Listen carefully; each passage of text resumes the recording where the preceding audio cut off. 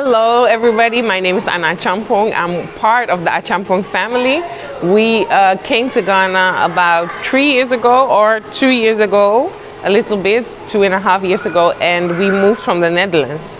Initially, we only came for a sabbatical, so we thought that no, our kids really need to learn about Africa, Ghana, the culture, and the language was on our list. Unfortunately, that one it didn't happen. It's very difficult. So we came as a family to learn, and initially we stayed for 8 months, but then the pandemic hit and we decided to stay longer because we just enjoyed life here, and like all the messages we were getting with COVID and restrictions, we said, nah, we have to stay. Yeah. Unfortunately, moving to Ghana, specifically Accra with a family, is not that easy. So we had to go back, and I'm here to come and sort out all our things because we are not planning on coming back to live anytime soon, which makes me really sad. But yeah, I'm here and I'm happy. And living. That is the word. If I could summarize it in one word, is living. Like, we are so free here. We are so open. Everybody greets you. I love the fact that my children learned that anybody you meet, you need to be nice to. Anybody you meet could be your uncle, could be your auntie. They learned a lot of respect, and yeah, it's just a different culture, and I think exposing them to that was really good for their upbringing. Culture-wise, okay, my auntie used to school me that I didn't call her to say that I arrived. I didn't call her to say this. I didn't call, like, anything I had to call her. Like, oh my God, that's so many people. Sometimes they just call you and say, oh, I just want to see how you're doing. But I'm I'm a mom, I'm an entrepreneur, I'm dealing with household chores. You can't keep calling me just to say hi. I don't have time. So that's like a big culture shock for me. And also keeping up with all the WhatsApp messages, nah. If you call me, tell me what you want. We talk about it and hang up the phone. That's how I'm used to. But here, just calling to say hi, no, it was difficult. Yeah. I think we got to a point where we just couldn't see the beauty of living in Accra anymore. Like I said, coming and moving with a family is difficult. I think it's really underestimated. The rent prices in a perimeter of the school, wasn't worth it. So I think a lot of people think that living in Africa, you live the most beautiful life. You can, but you need a lot of money in order to get there. And like, I think people say that, you are complaining too much, you're living outside in Africa. It's true, but my children wanted to play. That is the main thing they want to do every day. Just play with other kids, have play dates. But the traffic in Accra is so bad that people don't really have time for play days. They don't want to make time. And it also got to a point of me that I said that, Micah, no, I can't bring you to your friend, sit in 2 hours for you to play with your friend and come back 2 hours. That's just too much. So the location where you are is very, very important. And then for them to be close to the school and not to sit in traffic too long, the rent prices were high. So we chose to be in an apartment to lower the price a bit. But an apartment life is just not okay for kids. So if you want a house with a little bit of a garden space for kids to play around an international school and maybe a pool, because it's just so hot here, you're looking at rent prices starting for $5,000 and up. And that is just not, okay, I think we could have done it if we wanted it. No, I think 5,000, yeah, we couldn't have done it. But if you could look for a little less expensive, let's say 2,000 or something like that, you'll still be okay. But in the long term, it's just not worth it to rent because you're just wasting money. And we just felt that, okay, this is not worth it. And that's why we moved back. Yeah. Honestly, because of the lockdown, I regret that decision because I would rather pay and live here than be in a lockdown in Holland. But my husband also thinks strategically, right? So for him, buying land, that was the option, buying land and building. But then buying land within an area that's close to international schools is not only expensive, but also close to impossible because people resell land here. So the search just gotten too long, and then we said, no, we just have to move back. So the first time we came to Ghana to live here was because we just finished building a house in the Netherlands, and that causes us a lot of stress building a house anywhere comes with challenges. So we came to Ghana to de-stress initially, not knowing that the stress would be more. In Ghana, we moved 3 times. So, no, wait. In Holland, we already moved 2 times. We finished building a house, and then we came to Ghana and we moved 3 times again. So it was just too much. And we wanted to just go back to our house, which we built, which we knew is up to our standards, up to our taste. The children get to play outside whenever they want, and there was no hassle. So moving back was, I think, anytime moving is just difficult. It takes you like a month or 2 to like get everything sorted, but it was less stressful than moving in Ghana, because Holland, you just go to IKEA, buy anything at once, bring it back, and then you're okay. You just need to screw yourself. There's nobody to help you, but at least you're not spending days going around and looking for an okay price. So that was really helpful. Only that moving back just makes you realize that living in Africa is so beautiful. Like, we are there, we live comfortably in our house, but it's only us. Of course, we see friends and family whenever we're permitted, but it's different. Here, anybody you meet is your family. Anybody you meet can tell me that, Micah, don't touch this.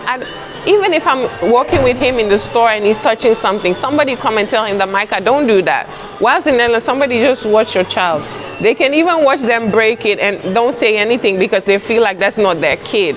So that is the thing that is so different and makes it difficult, because I feel like once you have lived in Africa, it's very challenging to live outside again. We are not living. We are not living. Okay, the restrictions. When we came, it wasn't that bad. It was summertime. I think they lifted the lockdown and we were allowed to go out. The shops are open. So we came at a good time. The beautiful thing about the Netherlands is that everything is structured. But that is also challenging, because when they give you restrictions, there's no way that you can move around that like Africa. You just give the man 20 cities. We were driving during lockdown because I had to bring my phone to my cousin. It was proper lockdown with military police on the street. We just gave him something small and then let us go. Holland is not possible at all. So you sit in your house. They told you Christmas time is only allowed to have 4 people in your house. We didn't have more than 4 people, because otherwise your neighbor comes knocking, the white neighbor says, Madam, is it allowed? So you can't do anything. So yeah, we are not living. I don't know any other way to put it. So honestly, I was depressed. I even went to the doctors and they diagnosed me with something that is called SAD, seasonal affective disorder. And I didn't know that was like a thing. But because I lived in Ghana for 2 years, I had so many vitamin D in my body that once I gotten back, and I did not get any of that because it's so dark, rainy and cloudy, your body reacts in a certain way that, oh my God, I need vitamin D. So I was sad, I was crying, I was only wanting to bring the kids to school and just sleeping in the bed, and I didn't understand what was happening with me. So they diagnosed me and they gave me extra vitamin D to take, and I have like this type of lamp. So when I sit in front of it, artificial sunlight comes to my face. But I'll just be editing and thinking, so is this my life? Is this the life I want to live? Look at this fake sunlight, fake vitamin D. I said, no, I'm coming to Ghana. Yeah. So I'm so happy to be here. I'm not sad at all. The moment I landed, I'm okay. So yeah, I don't know. Life takes you. So when I came here initially, I had the thought that I would come to sort out all our stuff and ship and maybe save something. So Sophie really had some things that she wanted from Ghana, like what is this game? Yeah, I forgot the name. You take the marbles. Yes, that game. Yeah, and she had a drum and her piano and some things she wanted. So I said, sure, mommy's going and I'm coming to bring all your things. When I came here, they're telling me that 1 barrel, if you ship from Ghana to Holland, it's only $80. But if you ship from Holland to Ghana, it's only $80. If you ship from Ghana to Holland, they charge you $400. I'm thinking by myself, what? So these small games and the drum are going to pay $400? Not me. So I had to give it out. But then it's painful because basically we came here and we have everything. to make you feel comfortable within a house. But we don't have a house. And so now I'm giving away all of my stuff. And I'm thinking, wow. See, it's not only the material, right? Because that's just money. But the effort of looking for quality stuff in Accra, that is like a whole nother level. So I gave away, let's say, blender, pans, and all of that. And I'm thinking, do you know how much time I spent finding this blender, going around and around? Oh, it's painful. It's very painful. And I also think that China is deliberately sending less quality products to Africa and good quality products to the Netherlands. Because in the Netherlands, I have my blender for maybe 4 years now. Never did it do anything. But in Ghana, I bought 3 already. Can you imagine? It's just not normal. But that's so bad. That is so bad. And it makes me so angry. Like, even banking, anything you want to get done here is so much hassle. And when you come from the West world, you're thinking, what's going on? But it's because they don't want the Western world to prosper. That's what I believe. The West doesn't want us to prosper. It's closed though. Okay, let's say semi-closed. We're still keeping hope. Whoever knows what might happen. Maybe land prices will decrease. I don't know. One day. Okay. I don't know, to be honest, but what I know is that I'm feeling very happy right now. It's so I can structure my content so much better when it's just me. So I'm hoping that Kevin is doing well with the kids by himself. This is his first time taking care of the children, hassling everything. I think it will also do very well for our relationship, so he sees the other side of house life, basically. And I'm hoping that if it all goes well, I can do this more times and be here more often. And my dream is to visit other African countries, because I only have Ghana and Togo as a reference, but I love to go to like Kenya or South Africa. But then, yeah, COVID is making travel difficult, but who knows, we'll see. So I think a lot of people think that content creation is just walking around with a camera and then you're done.